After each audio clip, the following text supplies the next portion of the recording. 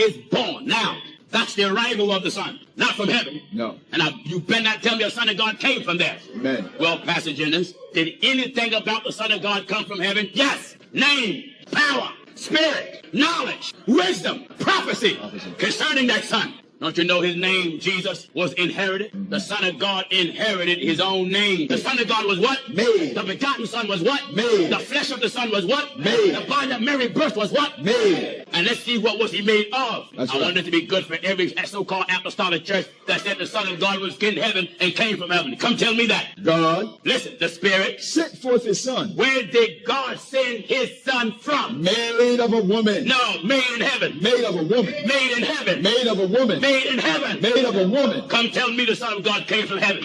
See if I don't make you lick it up all the way from earth into heaven. Well, Gino. Well, folks, let me ask you this. Those of you who are really excited about Gino's teaching on the Godhead, let me ask you, who do you think we should believe, Gino or Jesus? Gino said, did no Son of God come down from heaven? But let's read what Jesus said. Jesus says in John 6:38, for I came down from heaven not to do my own will, but the will of him that sent me.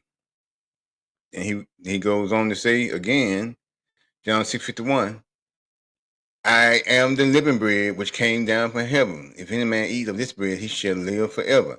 And that bread that I will give is my flesh, which I will give for the life of the world. John 6:58. This is the bread which came down from heaven. Not as your fathers did eat manna and are dead. He that eateth of this bread shall live forever. That's John 6:62. John seemed to know what Jesus said, the Apostle John. John 6:62. What? And if you shall see the Son of Man ascend where he was before. I think that settles it, folks. Now you have to decide who you're going to believe.